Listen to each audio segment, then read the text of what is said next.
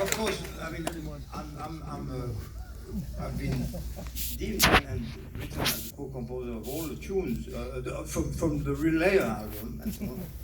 And of course, I like soon because it's if you want me to play, I can play the whole of Relayer and more. And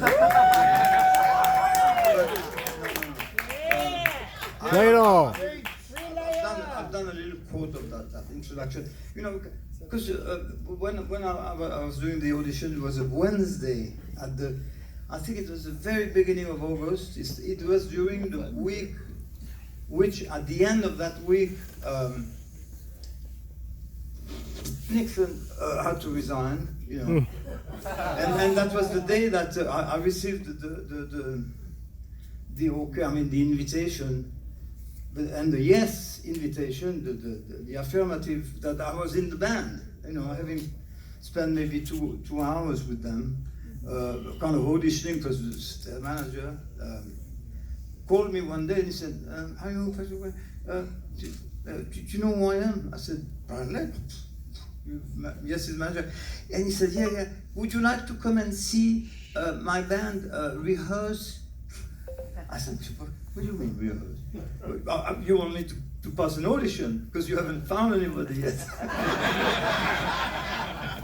And I was kind of very, very disturbed, I've got to tell you, because I was with a great bunch of guys, Lee Jackson and Brian Davison, and we had just recorded an album called Refugee, which actually has just been re-released now as a CD package. But there's the original Refugee that we did at the studio. We did that at Vision Studio in a couple of weeks, actually. But we had rehearsed 5 months, in London, just the three of us without a car, walking 6 miles a day to the rehearsal and so on. It was hard, but very, very healthy kind of thing. And I really, really enjoyed them. So when I was being proposed and invited to, I had just finished a movie score in Europe with Gérard Depardieu and Isabelle Huppert and Marlon Jobert. So I come back on Monday and then phone rings, it's Barney. He said, "Can I pick you on Wednesday? Pick you up on Wednesday, 2:00, okay." So, he picks me up. I was a bit disturbed already. And then he brings me to a farm far away from London, in the north of London. And then, of course, it was paradise.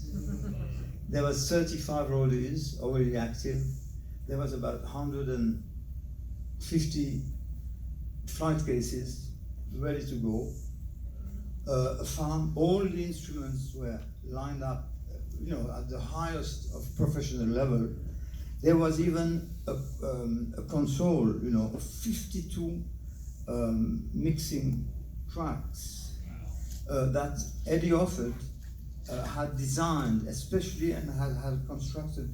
And the sound was unbelievable. Really, I heard what they had already composed for Sound Chaser, for example. In their middle, there was in the middle,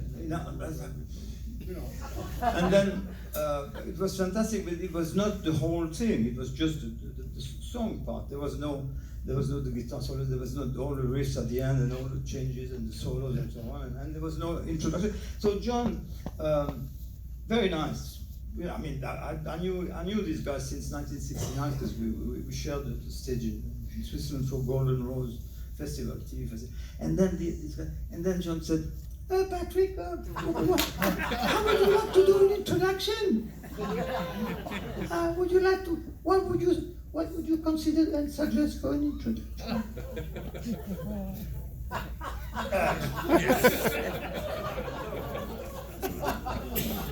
I thought about it. I said, "Give me 3 minutes." And it's not even 3 minutes. I came up with this.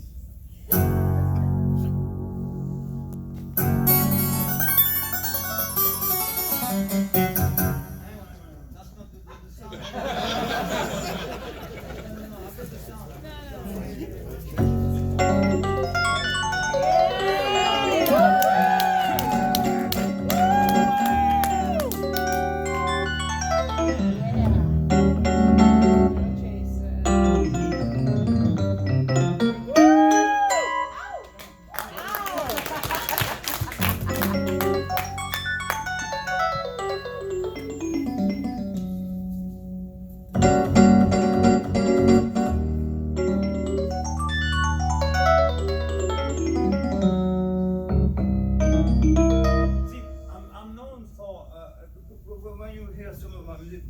I always put some, what we call in music, ninth augmented.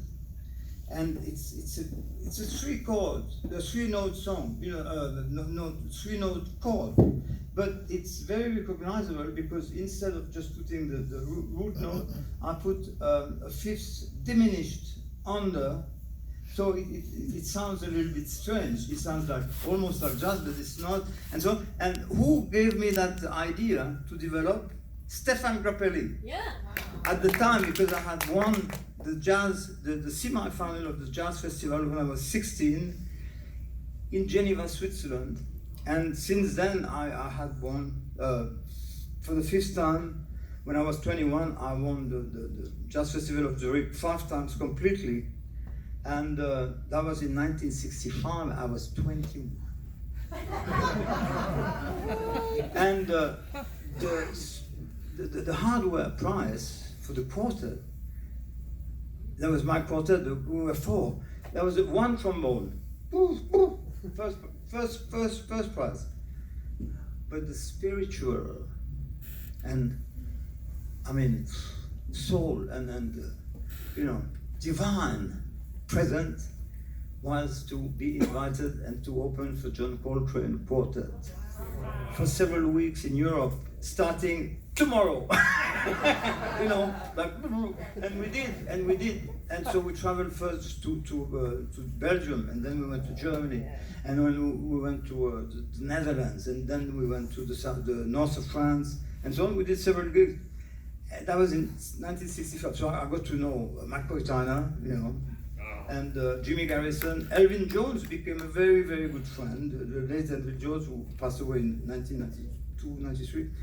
And John Coltrane, who was always very, very zen and calm, and he was practicing his sax 16 hours a day in his hotel room.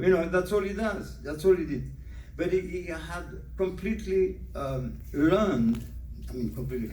You never learn completely those patterns. That there was an author who passed away last year or 2 years ago. He was 104, and his name was Slonimsky, and he came up with the thesaurus of melodic patterns of all kinds. So you go and read that, and you have all these kind of different things. Then you have like semi-sesquitone scale and the da-da-da and da-da, and instead of just chromatic and whatever. I mean, that's very interesting. So John Coltrane mixed all that together, and that's how I also relearned. I mean, carried on my learning ship with somebody who knew how to merge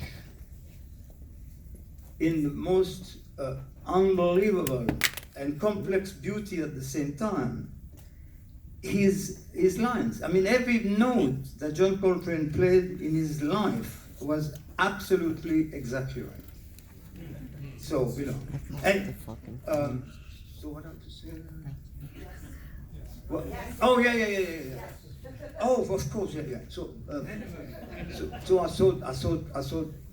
Well, I thought to myself, soon I'm gonna play with a big band, but I hadn't even started, of course, with Refugee, which was the ex-Nice. I replaced Chris Emerson in the Nice. We formed Refugee. Then I was invited to Yes, and then when I lost my job in 5 minutes, in my own country, that's very difficult. No. I had the greatest time. We're still friends and so on. I was invited to join the Moody Blues in 1978, and I was with them for 13 years, and so that was hard time with them as well. And I only have positive comments. What I just said, forget it. I mean, things happen, right? I mean, So now I'm going to play soon, and I'll do the best I can.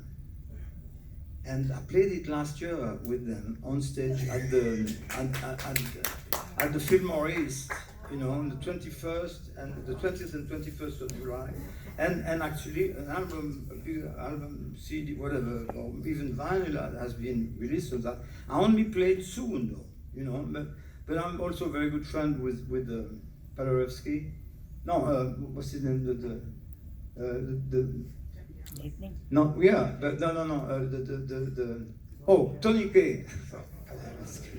Yeah. So he lives in the same area where I live in Sarasota, you know, with not far from Brian Jones, you know. I mean, Brian Johnson from ACDC, you know, and it's very, very nice. I haven't seen him since April, but you know, they're there. And then the other day, like 10 days ago, I go to a pizzeria, and the chef, I mean the guy, he's a fan of mine, not far from my studio, and he goes out. He said, "Oh, I finished my day today, but guess what? Last night Robert Plant was here." Anyway, so soon. Yeah.